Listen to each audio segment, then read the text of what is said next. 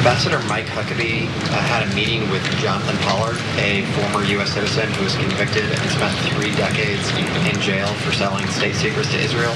Did the White House know that that meeting was going to happen? Does the administration condone it? The White House was not aware of that meeting, but the president stands by our Ambassador Mike Huckabee. Okay, so according to the White House press secretary, Caroline Leavitt there, President Donald Trump is standing by his ambassador to Israel, Mike Huckabee. That is despite the fact that Huckabee met with an American who was convicted of serving as a spy for Israel. And that meeting took place without Trump's approval. Your 2 cents on this one, Cenk. This is as bad as it gets. We're now literally talking to traitors, actual traitors who betrayed America. Jonathan Pollard is gonna rub it in our face in a minute, as you're gonna see. We invite him to the US Embassy. That's hallowed ground that he's stepping on as a freaking traitor. And what's most amazing, Sharon, is they do this behind Trump's back. Why did they not tell Trump? That is super weird. So we got to talk about that as well. But first, find out the absolutely outrageous facts of this story. We'll begin with Jonathan Pollard. Once served as an American naval intelligence analyst. He was arrested in 1985 for stealing American classified documents and giving them to Israel. Then Secretary of Defense Caspar Weinberger wrote that Pollard had handed over so many documents that they could fill a space 6 feet by 6 feet by 10 feet. Pollard sentenced to life in prison. That was in 1987. Israel's government granted him Israeli citizenship while he was detained. And during the 3 decades of Pollard's sentence, right-wing Israelis worked hard to get him out of prison. 2015, Pollard was released on parole. 2020, he moved to Israel. Benjamin Netanyahu, prime minister at the time, gave him a hero's welcome. It seemed that Pollard has not changed much during his time in prison. Pollard said he did not regret spying for Israel, claiming the US had cut Israel out of intelligence sharing, and he castigated Trump, calling him a madman who was literally sold us down the drain for Saudi gold. As for his thoughts on the current state of Israel and Palestine, in an interview with the Jerusalem Post in August, he advocated for annexing Gaza and repopulating the territory with Israeli settlers. Huckabee's meeting with Pollard, which took place in July, freaked out not only the Trump administration, but even the CIA. White House was not aware of the meeting in advance, according to a White House official. 2 people briefed on the matter. White House official also said that senior officials there were alarmed when they learned it had taken place. The meeting was kept off Huckabee's official schedule, that according to 2 anonymous US officials. The fact that it occurred alarmed the Central Intelligence Agency's station chief in Israel, 3 of the officials said. We may never know what was actually discussed in that meeting. We may never know. Pollard said simply, it was a friendly meeting. I bet. Pollard also said there were, quote, a lot of things that came up in conversation with the ambassador, but he declined to elaborate.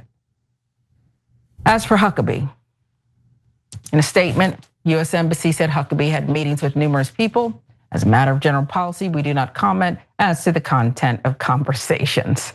It's worth noting that over a decade ago, Huckabee was lobbying for Pollard to be released. We should also let you know that Huckabee's senior advisor, David Milstein, was present in the meeting as well. That would be Mark Levin's stepson. So there's so much to unpack here, and the fact that, I guess first off, Cenk, that Trump is standing by him, even though the president was cut out of everything. This is kept off of an official schedule. They're doing whatever they want, and he's got to sign off on it apparently. Who's in charge here? Yeah, there's so many amazing parts of the story. First of all, I think Trump should double his Secret Service. And if you think that's wild, hold on. We're gonna talk about it. Second of all, Bill Clinton, old story about him comes into play with Jonathan Pollard, where Israel tried to blackmail him. It's amazing. Did you know that? Okay, but before I get to any of that, let me read you the last quote from Jonathan Pollard in this story in the New York Times. So he said, just as certain members of the Trump administration profess an America First doctrine, I wholeheartedly embrace an Israel First doctrine. Now remember, he was a US naval officer. He was pretending to be an American, but the whole time he was Israel First. And he brags about it now, and he rubs it in our face. I was Israel First the whole time. I couldn't wait to take those secrets of America and betray America and give it to the Israelis. Now look, guys, don't get into dual loyalty stuff and are all Jewish people like that? Absolutely not. This is just a radical spy, okay, and a literal traitor, right? But wait a minute, why are we meeting with this traitor? Why did we bring him to our embassy? This guy to this day says, no, I hate America first. I love Israel first, and I betrayed you for Israel first. He's saying it. And Huckabee's like, oh, that's great, you betrayed America for Israel first. Come on in, let's do a secret meeting. What in the world is going on? But to me, the fact that Trump didn't know about it and the CIA didn't know about it makes it infinitely worse. What in the world? Okay, so hold on now. When I see this story, I then go, Israel must be upset at something Trump has done, right? So I start looking into it more. And lo and behold, Israel First here in America currently are upset with Trump. The first thing I find is a segment from Mark Levin saying, I can't believe he did a deal with Saudi Arabia. Saudi Arabia's dirty Muslims. You should hate all Muslims. You should only do deals with Israel, right? And he also hates that we did a deal with Qatar. And he's like, Mark Levin literally said, now Israel can't even kill people in Qatar without violating this peace deal that America has. Oh, so what's America gonna do? Defend Qatar if Israel decides to bomb it? Yeah, that's what the deal is. And he's like, well, then we couldn't murder anyone we like in the Middle East. Now we can't murder the Saudis, whatever we want. Outrageous. And then Trump did an arms deal with Saudi Arabia. That's why Mohammed bin Salman was over, F-35s, etc. And Mark Levin and Israel First were outraged. No one else in the Middle East is allowed to have a military. The minute they have a military, Israel attacks them like 1967 and wipes out their air forces. Or they go, oh, they have weapons of mass destruction, Iraq. We made it up, it's a lie. And give it to the Americans. The Americans work for us anyway. They go, weapons of mass destruction, and they attack Iraq. That was Israel's #1 enemy. Now with Iran, oh, they could get, any second now they're gonna get nuclear weapons. Come on, America, bomb Iran for us, right? But Trump stopped bombing Iran, and they were already mad about that. Then he forced them into a peace deal. I thought they were gonna take it and run because they already stole half of Gaza. No, infinite greed. So they're like, no, they want to go back in, drop site news reporting. No, they want the other 50% of Gaza. Like Jonathan Pollard's saying, they want to ethnically cleanse all of Gaza, bring in Israeli settlers, and make it part of greater Israel. Okay, so now in that context, what is Mike Huckabee doing, bringing this traitor to our embassy and having a private conversation behind Trump's back when that traitor is part of Israel First and is a far-right activist, not like right-wing in America. Far-right in Israel is genocidal terrorists. And so I don't know if that's even on the political spectrum. So this guy is talking about murdering everyone in Gaza, and Mike Huckabee's like, ooh, I'm all ears. Oh, you don't like Trump? Oh, you calling Trump a madman? That's the president I work for. Guys, I'm not saying like, oh, Trump's great and I'm outraged by this guy's views on Trump. No, why is Huckabee, who's the ambassador for Trump, meeting with a guy who hates Trump and is trying to oppose his policies? Nah, if I was the president, I'd call Huckabee in right now to the White House and go, what the F were you talking about? And if you lie even in one word, I'm not just gonna fire you, I'm gonna have you arrested, and then we're gonna find out real evidence about what you guys talked about. Okay, double, triple Trump's Secret Service. Whenever someone in America opposes Israel, someone of importance, you should be super careful. And if something happens to Trump, look, everybody knows I'm no fan of Trump, but that's policy. Currently, he's the US president. If something happens to Trump, remember this meeting. It is, Sharon, it's beyond outrageous. There is no defensible position here at all. So, but my guess is, and credit to New York Times, great job reporting there. I'm gonna come back to Bill Clinton in a second, but my guess is this will be the last time you'll ever hear about it. It won't be on cable news. Everybody go, oh, beloved Israel, we bow, beloved Israel. Of course, your traitors are heroes. Conspire against us, all you like, with our own ambassador. What is this? Yeah, it's all of that. Plus, and maybe this is the petty part that Pollard is kind of like taunting us.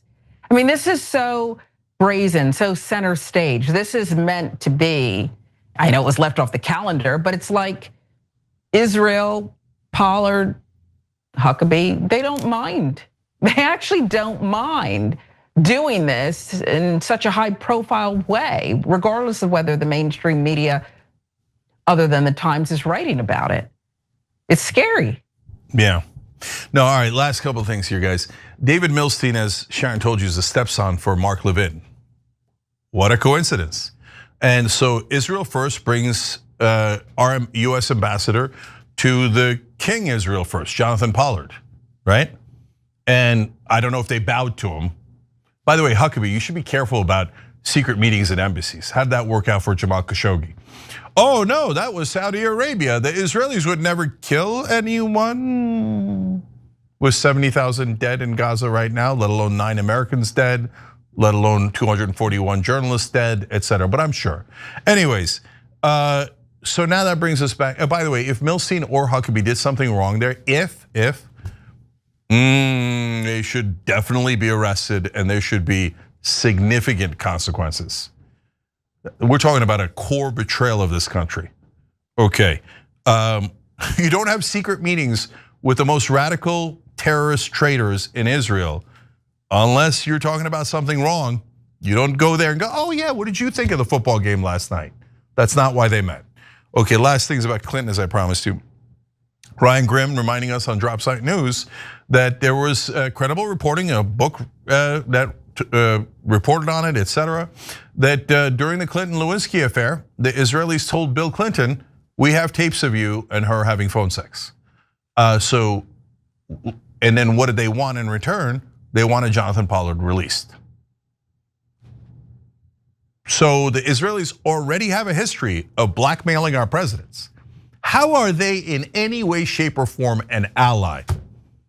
No, they're not our ally. Jonathan Pollard's our enemy.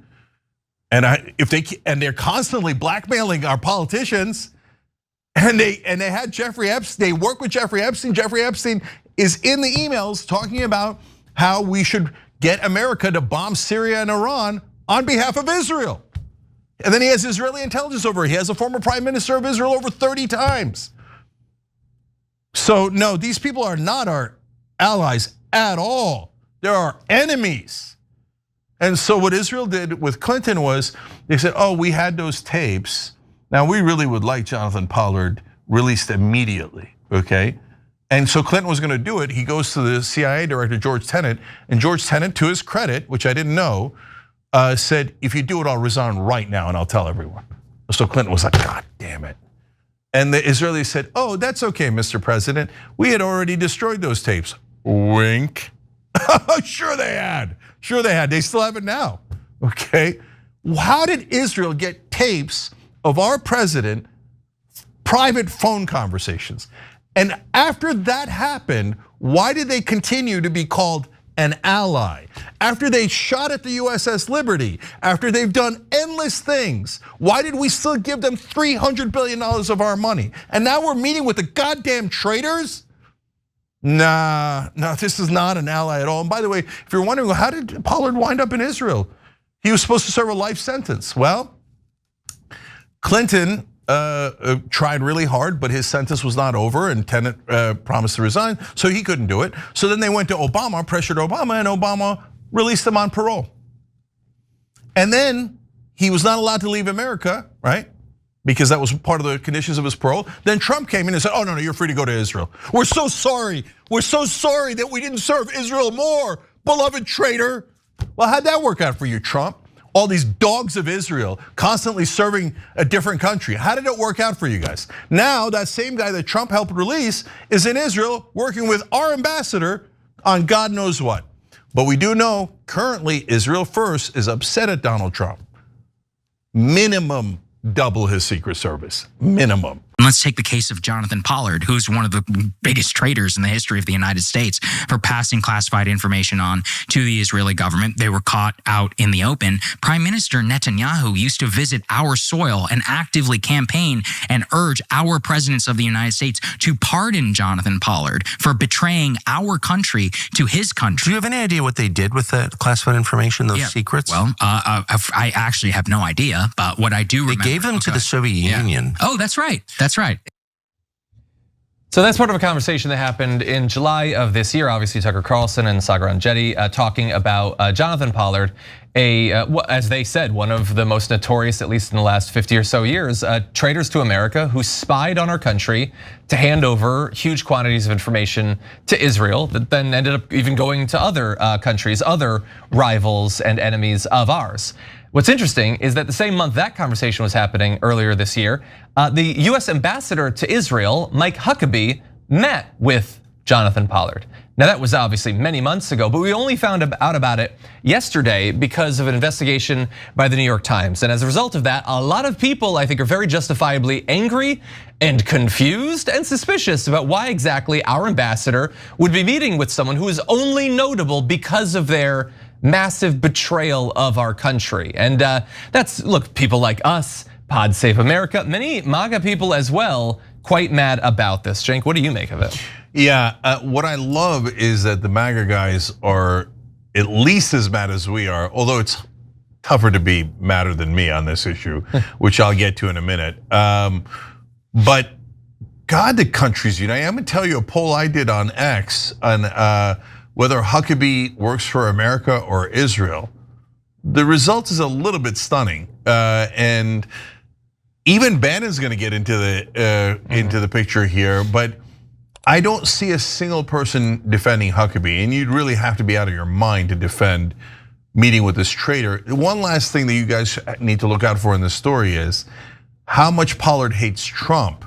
And that's why Huckabee meeting with him is even stranger. Very suspicious. And I'm sure there's a few people defending him. I'm sure Laura Loomer's got a tweet or whatever. Yeah. I didn't check because why would I? But yeah, it's very suspicious. There are a couple of specific things too that are also suspicious. Supposedly, this meeting happened behind the back of the Trump administration, getting to that weird loyalty question that you raised there, as well as the CIA. I mean, the guy stole our secrets, and you're going out there while purporting to represent us. You don't tell your administration, who famously desires absolute loyalty. You also don't tell the CIA, as you talk about a guy who helped to betray the CIA.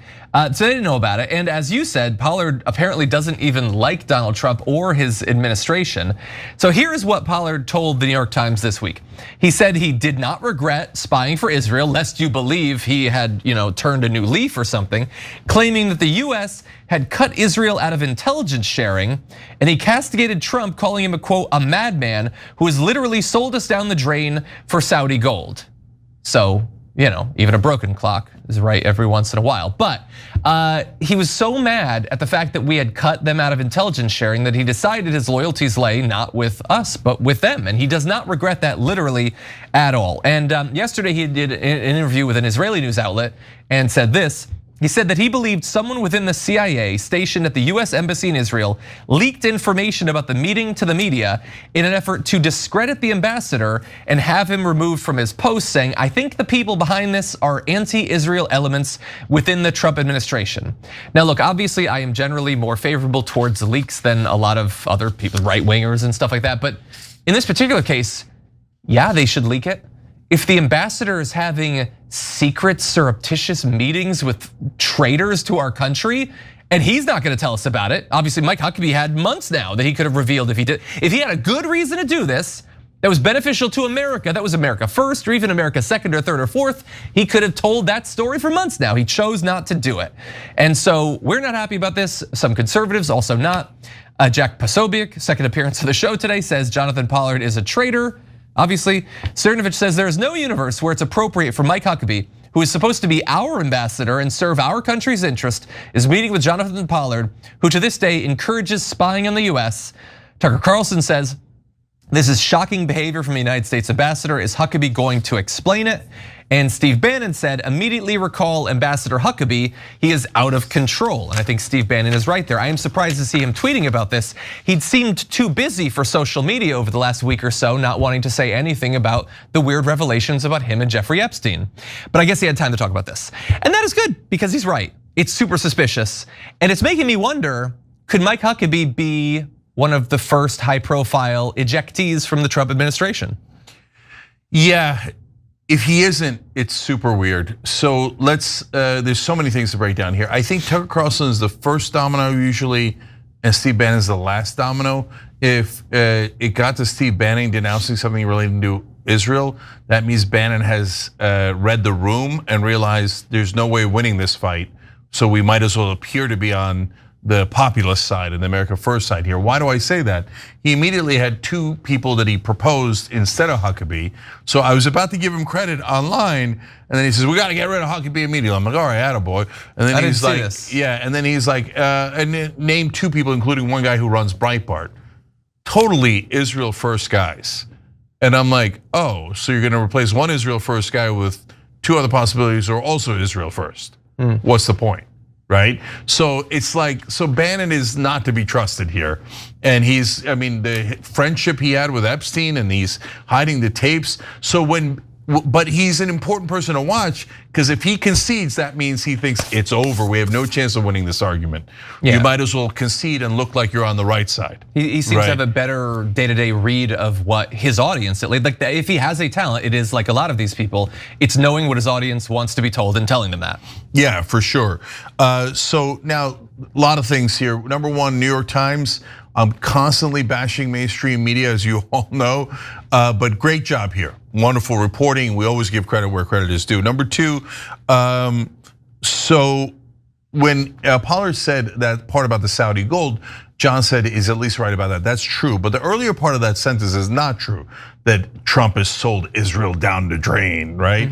No, Trump has done everything that Israel wants, but for Israel diehards, nothing is ever enough. Why are they now livid at Trump and starting to attack him? Mark Levin, who the whole time when Trump agreed with Israel, he's like, that's it. MAGA is what Trump does. And if Tucker or Roger Daly Green disagree, then they're not MAGA. They're not America. Right? And then so Trump's like, oh, I'm gonna do a giant arms deal with Saudi Arabia. It's like, Trump is terrible. What's he doing? Right? What happened? I thought he was MAGA American first.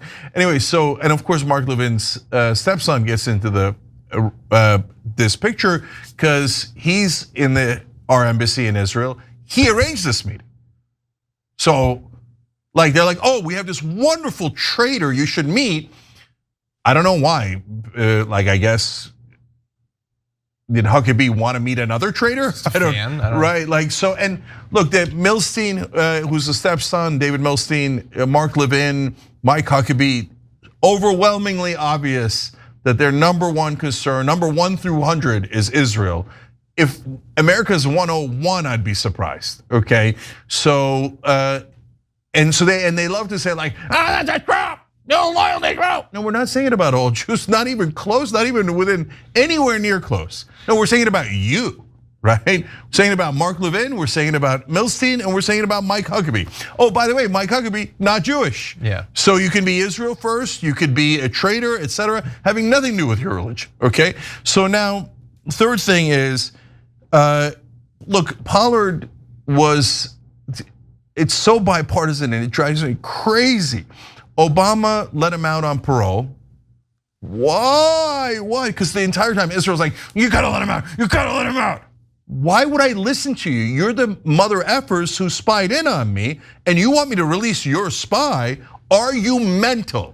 What they should have done every time Israel asked for that, and go, that's it, meeting's over, get the hell out of my White House. Get the hell out of my office.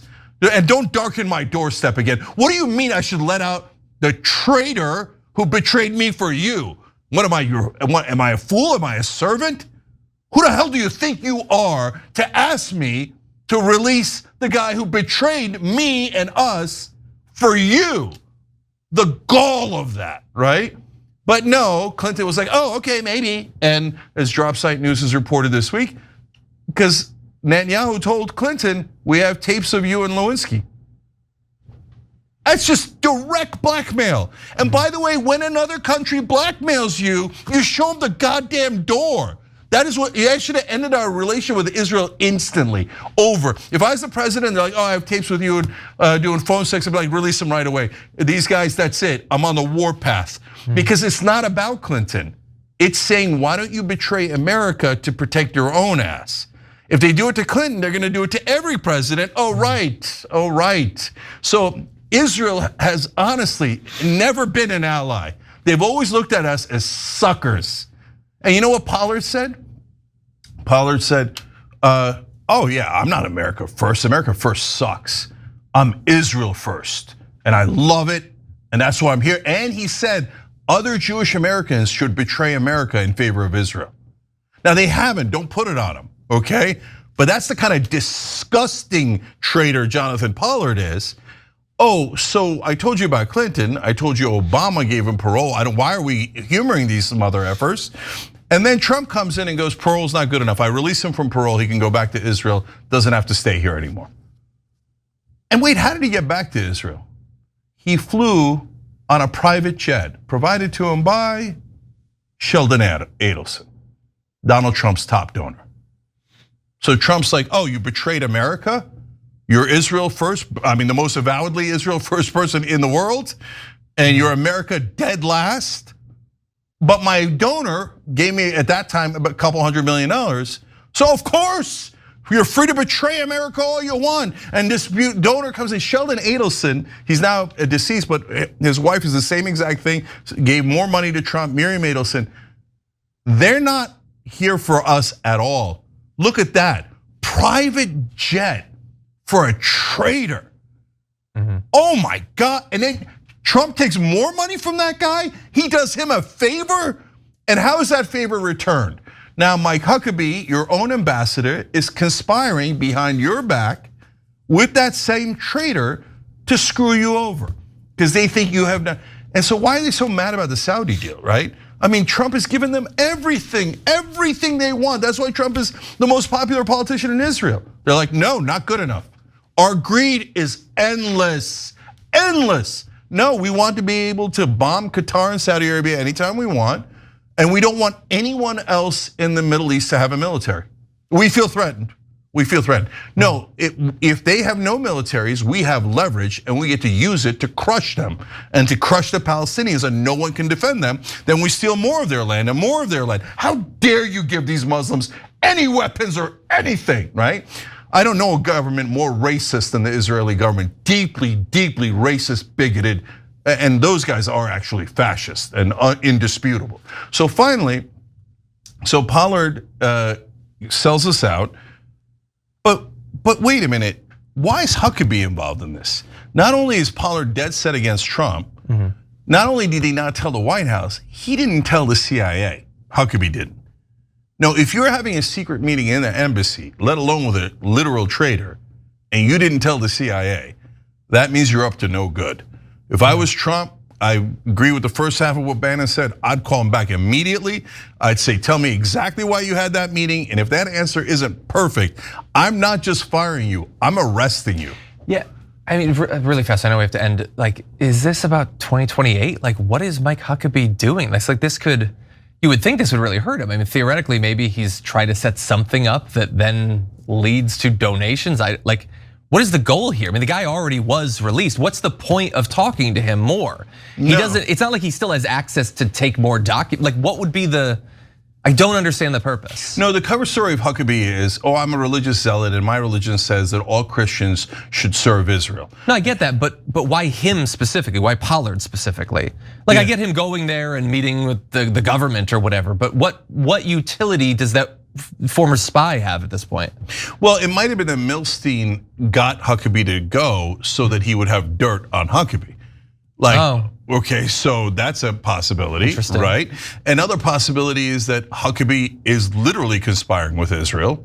And why would he do that? Maybe for political advantage later, and maybe for an enormous amount of money. right?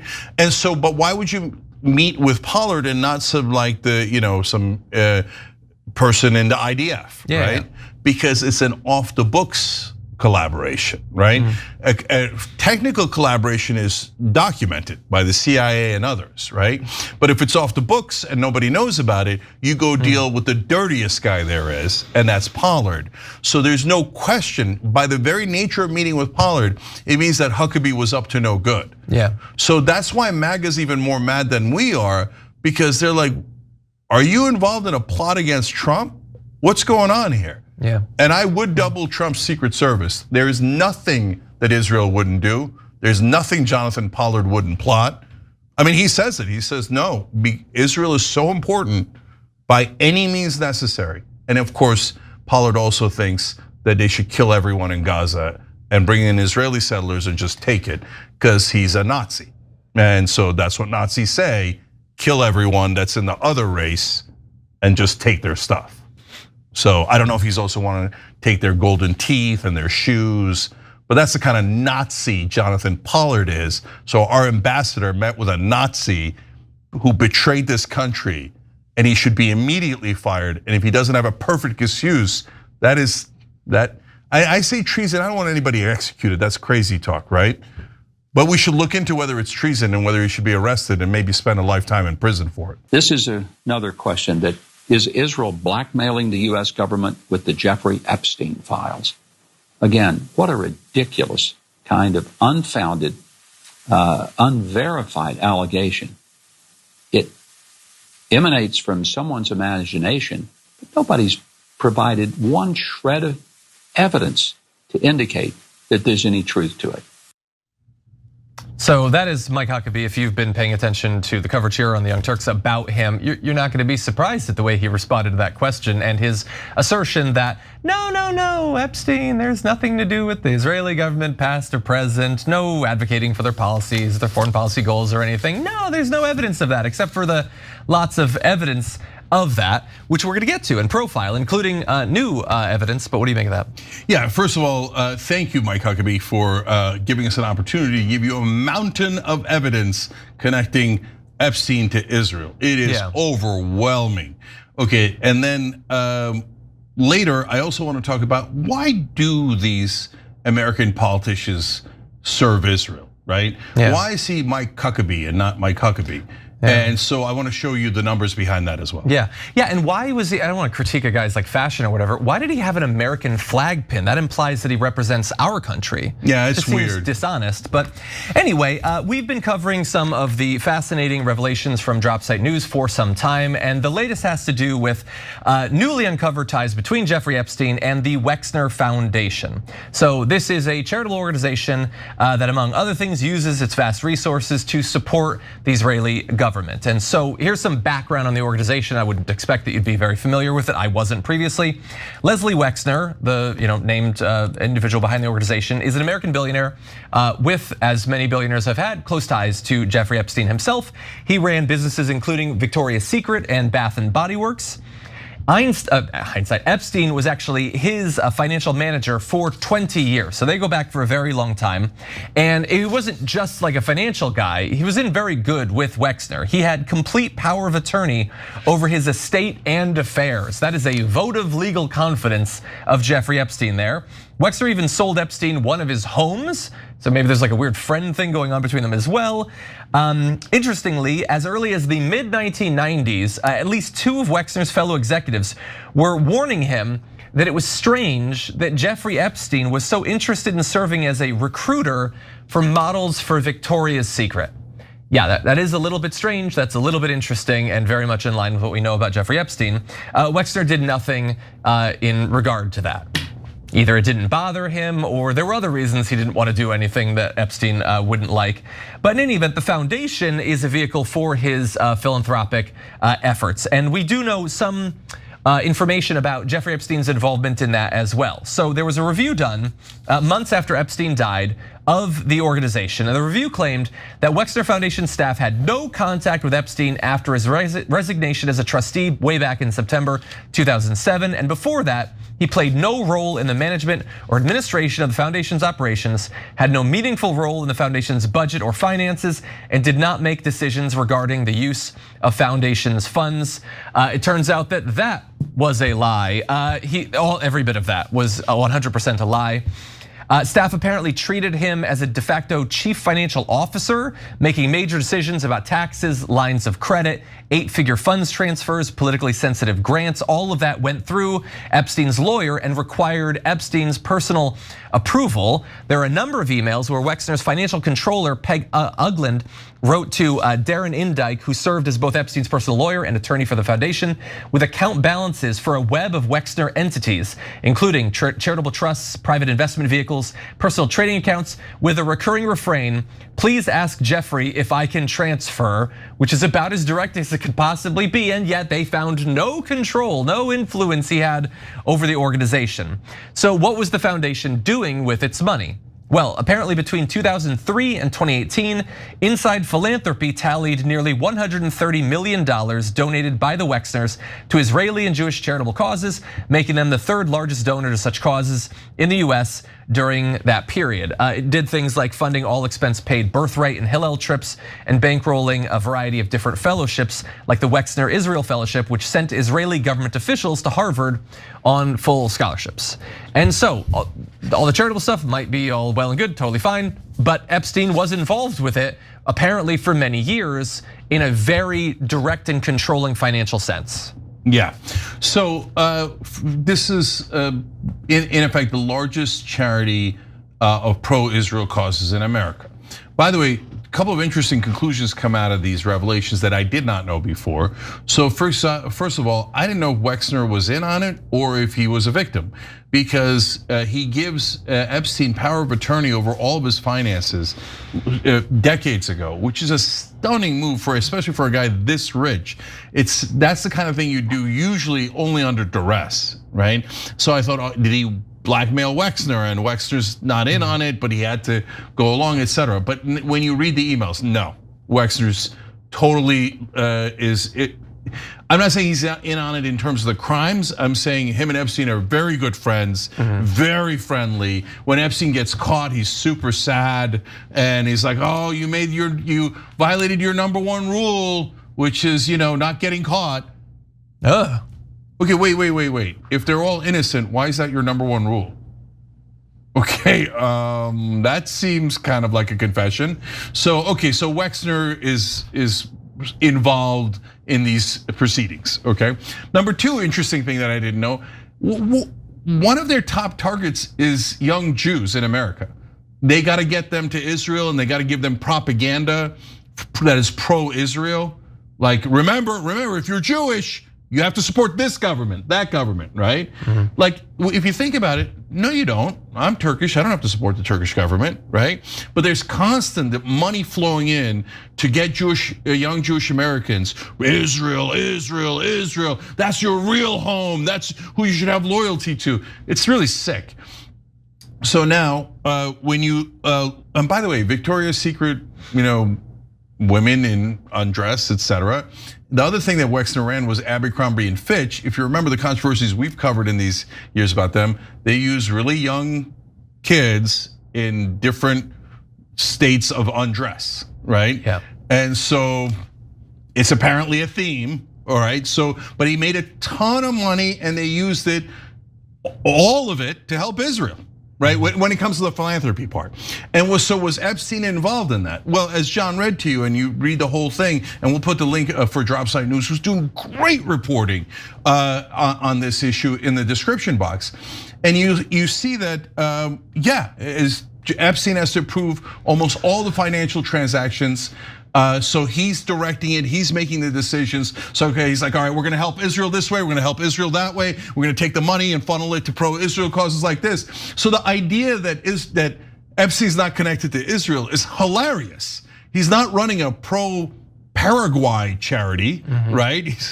He's not looking to help the Vietnamese in every email, it's Israel, Israel, Israel, Israel, Israel. What do we do for Israel? How can we help Israel, right?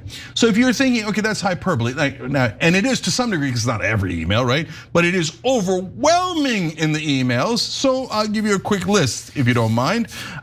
So how is Epstein connected? This is through all the different drop site news stories and others that came out. Well, Epstein helped negotiate a security agreement between Israel and Mongolia. Epstein helped arrange a meeting between former Israeli Prime Minister Ehud Barak and Vladimir Putin in 2013. Epstein helped establish a security meeting between Israel and the Ivory Coast in 2014. Epstein repeatedly hosted an Israeli spy at his Manhattan residency from 2013 to 2016. Epstein attempted to procure investments for Israeli cyber weapon startups. I mean, he's even procuring weapons for Israel. Epstein helped Alan Dershowitz attack the authors of the Israel lobby. Epstein exerted control over the Wexner Foundation, which funded pro-Israel causes. So, and that's just some of the material.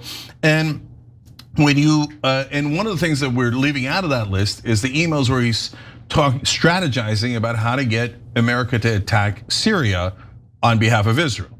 And other emails where he talks about how to get America to attack Iran on behalf of Israel. Now, if you say things, now it's totally proven.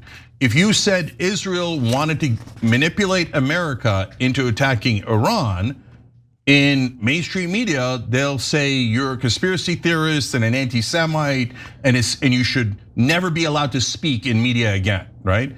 But it's already proven. It wasn't like he's like, all right, well, there's a deal with Mongolia and and Holland and Ivory Coast and Holland. I mean, if you take out Israel, put in any other country, everyone would be talking about that country, right? Imagine if Epstein, all of his connections were to China. Do you think that no one would mention that? Yeah. Like literally everyone would mention that, right? If all of his connections were to Russia, would no one mention that? He'd be like, shh, shh, shh, don't talk about the Russians. Don't talk about the Chinese. We wouldn't want to offend them. But it's about Israel. And the entire so-called news media is working together to block the news. Isn't that amazing? They're not in the news business. They're in the propaganda business. And so that's why independent reporting makes so much difference. And John, I want to now connect it back to Huckabee, right? So Huckabee says, oh, golly gee, it's so conspiratorial and crazy to say that Epstein might have been connected to Israel. Right? So we know he's a sellout bitch, right? We know that he works for Israel.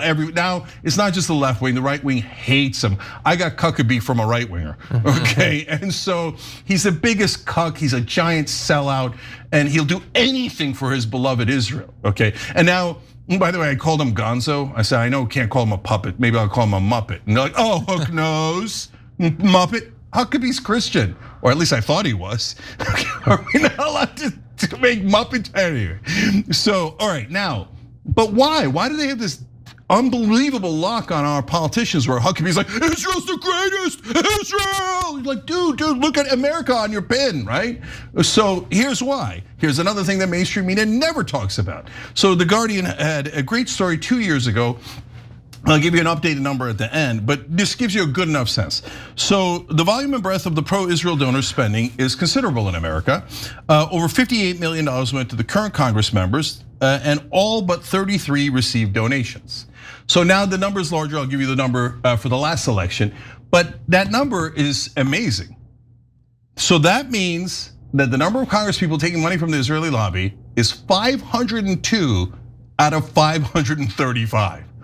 94% of Congress gets money from the Israeli lobby. And corporate media in our country, all the guys you know, ABC, CNN, New York Times, etc., they say that is not a relevant fact. Because our Congress people are such saints, they don't care at all that they're all being legally bribed by Israel. If I could just briefly speak up in the media's defense, they also ignore every other campaign finance story. That's right, that is true. Donors are irrelevant always. Yeah, I mean, really, do you have to be brain dead to become a national media reporter? Hey, you think it might be relevant that Pfizer is giving a ton of money to these Congress people and then we can't negotiate drug prices? That big pharma is much bigger than AIPAC and the #1 lobby. And we are the only country in the history of the earth that is not allowed to negotiate drug prices while pretending to be in a free market. And you don't think that's relevant to their decisions? No, national media reporters are the worst. Their job is anti-news. Okay, so let me give you the real news again. Guardian's independent, and they did a brilliant job with this. About 82% of Congress members were more supportive of Israel and just 9% more supportive of Palestine during this period. They're talking about the month and a half after October 7th, so this is early on. The remainder had mixed views. So, hey, look, 94% took the money, but only 82% were over the top supportive of Israel. So I appreciate that clarity. And there's a good reason for that. Why? Well, legislators categorized as supportive of Israel received about $125,000 on average during their last election. That's just their last election. While those supportive of Palestine on average took about $18,000. So it's not like they're not bribing the other guys either, right? Mm-hmm. And all the bribes are legal because the Supreme Court made them legal, right? But they're like, oh, we only got 18,000. We're allowed to vote against them. The others are like, oh man, 125,000 is a lot. Okay, well, you own us, Israel. Yes, Israel, Israel, Israel, right? Don't tell me they're not doing that. We have eyes and ears. This is like people, the mainstream media is like, no, Joe Biden's not old. He's young and dynamic. Okay, no, 94% of Congress taking money from the Israeli lobby, 82% of them on average taking 125,000 just in the last cycle. Doesn't matter to them because they're angels. You'd have to be the dumbest person in America, again, or a national media reporter, or a cable news anchor. Legislators characterized as supportive of Israel. I read that one to you guys, I think. So now, the analysis of Congress's members' responses in this period found that 93% called for US military or financial support for Israel. That's almost the same exact number of the people who took money from the Israeli lobby. And look at that, they all agreed. Take your wallet out, shut up, and give it to Israel. Okay, 81% supported Israel's response, which was brutal already within the first month and a half. 17, and remember, that's the group that didn't get paid enough, so the 19%. 17% criticized Israel or called for a ceasefire, 17% contextualized the war. Okay, so now, last part of it is kind of a thing you might not know. Some of you know it, some of you don't. Number one target of the Israeli lobby. Who is it? Well, it turns out it's progressives. The top 6 recipients of pro-Israel donor support in 2022 were centrist Democrats. Those are the ones who received the money. Centrist Democrats who defeated progressives in the primaries and collectively accounted for around $25 million, or about 42% of the donors' spending. So the Israeli lobby is disastrous for the country. And it doesn't manipulate, it just buys our politician and gets them to serve a different country. But it's the most toxic to honest people on the left who don't take corporate PAC money and who don't take Israeli lobby money. They despise that. Yeah. They're like, no, if there is a single person we don't own, we're gonna destroy you. And they did. They spent $4 million against Nina Turner, $6 million against her, $18 million against Jamal Bowman, around the same number against Cori Bush, because they want to send a message. You all have to sell out to Israel. If anyone dares defy Israel, we'll spend $18 million burying you and making sure you never represent your own voters. You're to represent Tel Aviv and Haifa and Jerusalem. And if you do not, we're gonna end your career. And they did, they ended the career of a lot of people, including, by the way, their most spectacular fight back when this all started was against Andy Levin. Andy Levin is from Michigan, and all his main crime, and by the way, he's not only from a legendary Jewish family in Michigan, family members who were senators, etc. He calls himself a Zionist, but he made the mistake of saying, I think the Palestinians are also human, so we should do a 2-state solution. Keep Israel safe, but give the Palestinians a state. They're like, no! That's our land. We're gonna steal that land. How dare you defy us? Eliminate the Jew, okay? And they put in a non-Jewish person, Haley Stevens, who is the biggest sellout in all of Congress, who votes with the Republicans and says, no, never block funding to Israel. I serve Israel loyally. So this doesn't have anything to do with Jewish American, Christian American. They eliminate Jews as well because their only goal is America, Jewish American, Christian American, doesn't matter. You all have to serve Israel. So finally today, where are we at? The American Israel Public Affairs Committee, that's AIPAC, Now, this is from Common Dreams. A powerful lobbying group widely known as AIPAC has officially spent more than $100 million in the 2024 election cycle so far, pouring staggering sums into Democratic primary races in an effort to unseat progressive opponents of Israel's war on the Gaza Strip. So if you're a national media reporter and you think that $100 million is not relevant, come on. Then just please, you're all liars. Go work in a different profession. Like, this is disgusting what you've done to news journalism. When I got into news, I thought they were really doing news. I guess you can call me naive, but I didn't know. I grew up in the 1980s. I thought it was real. It turns out it's all theater, all of it. The powerful own the media, and then they get the media to say what the powerful want. Whether it's big pharma, big oil, the defense contractors, or Israel. And they tell the media, we're not just writing the history books, we're writing your news scripts. And you are to never mention Israel, you're never to mention that they purchased 94% of Congress. In fact, you're to get out there and pretend that you're the American ambassador to Israel, serve Israel instead, and say, oh, it's ludicrous to think that Epstein and Israel were connected, or that American politicians might be influenced by Israel. Ludicrous. Yeah, no. So look, this is me opening the curtain. Look at the frickin' wizard, okay? The Wizard of Oz is not magical. It is a group of people who are in favor of Israel, not Jews, guys. There's tons of wonderful Jews who are in the peace movement. Don't target anybody, but it would be the least progressive thing you could do if you target anyone based on race, religion, or ethnicity. But are there pro-Israel radicals in this country that have infiltrated our government, our media, have used disgusting people like Jeffrey Epstein, all in an effort to bribe and manipulate our politicians to serve a different country? That is now indisputable. That definitely happened, and it's definitely happening right now. And the job of the news media is to make sure you never find that out. And if that anybody ever tells you to ruin their careers and lives so they're never allowed to speak again and go anti-Semite, oh, the problem isn't Epstein. The problem isn't Israel purchasing the Congress. The problem is the people pointing it out. They're doing news. Should rush in there and destroy them. Pitchforks. So news is pure propaganda. If you're listening, watching that junk on television, understand their whole effort is to manipulate you and brainwash you to get you to believe things that aren't true. Every time you ring the bell below, an angel gets his wings. Totally not true, but it does keep you updated on our live shows.